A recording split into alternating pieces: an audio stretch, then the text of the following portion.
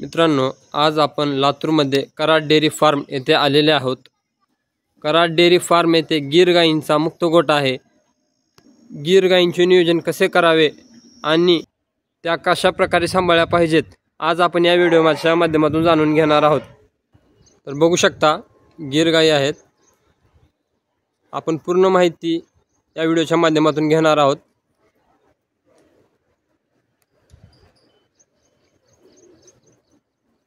मुक्त गोठ्याबद्दल अतिशय उपयुक्त अशी माहिती या व्हिडिओच्या माध्यमातून मी तुम्हाला देण्याचा नक्कीच प्रयत्न करेन।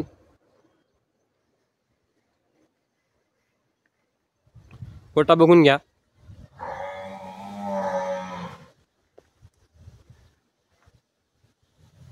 उत्तम नियोजन केलेले आहे मित्रांनो गोठ्याचे, बघून घ्या गोठा। तर आपण आता या व्हिडिओच्या माध्यमातून बघणार आहोत पूर्ण माहिती मित्रांनो।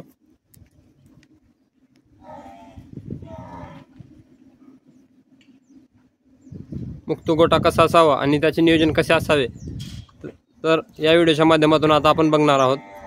तो क्या नाम सर आपका? भरत यादव। कौन सा गांव सर? लातूर, महाराष्ट्र लातूर। जिला लातूर है। तो क्या साइज है सर आपके मुक्त गोटे की? 100 बाई 100। कितने गाय हैं आपके गोटे में? 50 गाय। कौन कौन सी गाय हैं? गिर है, साहिवाल है, देवनी है। ज़्यादा कौन सी है? गिर ज्यादा है। गिर ज़्यादा है क्या? इसकी ओरिजिन तो गुजरात की होगी ना? राजस्थान। राजस्थान की है क्या? तो भरत यादव सर, शुरुआत में कितने गाय थे आपके पास? 10 गाय। और अभी कितने गाय है? 50। तो दिन का रूटीन कैसा चलता है आपका? दिन का अपना उसके बाद वही 3 बजे अपना चंदी कुट्टी डालना, साफ सफाई करना, फिर 4 बजे दूध निकालना। दिन भर आप गाय को खुला ही छोड़ते हो क्या? खुला ही रहती है। पूरा खुला ही। और चारे में और क्या देते? चारा में गन्ना हो गया, गजरा घास, कड़वा। और धार हाथ से निकाल देना आप?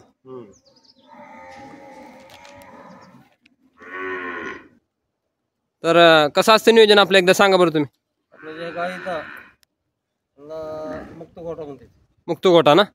अतिशय उत्तम प्रकारे नियोजन केलं बघा गोठ्याचं। तर ह्यांना सगळं जागेवर हाताची पाणी, वैरांची सोय, मका चुले, हरभरा चुले, आणि मुक्त गोठ्यामध्ये आणि बंदिस्त गोठ्यामध्ये काय फरक आहे एकदा सांगाल का तुम्ही? हे मुक्त म्हणजे मोकळ्या राहतात, बांधून एका जागेवर चारा पाणी जरा व्यवस्थित मिळत नाही, खात नाहीत। गायसाठी पण मुक्तच चांगला ना? हा हा हा।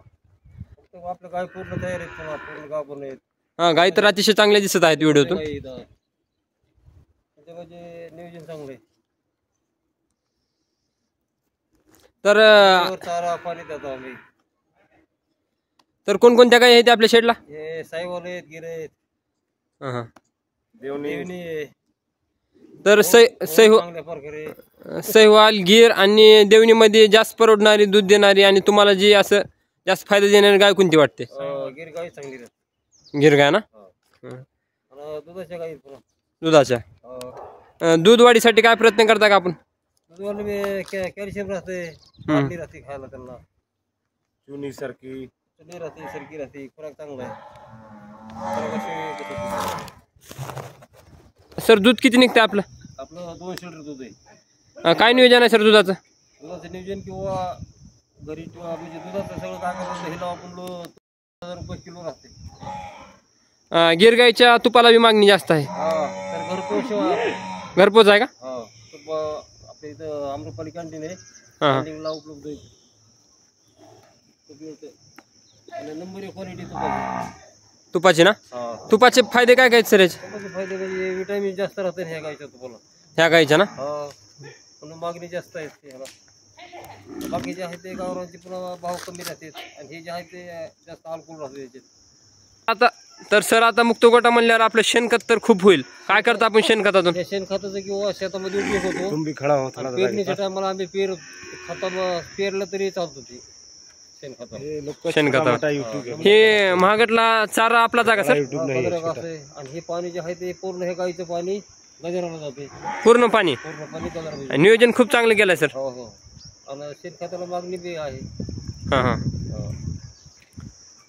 आपण तुपावरच फोकस आहे म्हणा ना सर आपलं जास्त. तुपच काढतो. तर सर आपण जे नवीन शेतकरी असतात हो. ज्यांना गोटा वगैरे टाकायचा असतो मुक्त गोटा, तर त्यांना तुम्ही काय सांगाल, सल्ला काय द्याल? गिर गायचं जे आहे का उत्पन्न चांगलं राहते. हां आणि ह्याच्यामध्ये जरी करायचं असलं तर नियोजनबद्ध केलं तर परवडणार शेतकऱ्याला. 10 गाय जरी ठेवल्या त्यांनी, हां सुरुवातीला 10 गाई, 10 गाय जरी म्हणलं तरी 100-125 लिटर दूध निघते. हां त्याच्या दुधाला काय मार्केटला रेट असते सर? दुधाला 100 रुपये लिटर आहे. 100 रुपये लिटर. हां आणि दूध चांगलं राहतं इथं. चांगलं नियोजन केलेलं आहे सर आपण गाईचं. मित्रांनो, तर भेटूया अशाच नवनवीन व्हिडिओमध्ये. अधिक माहितीसाठी माझ्या चॅनलला सबस्क्राईब करा, शेअर करा. धन्यवाद.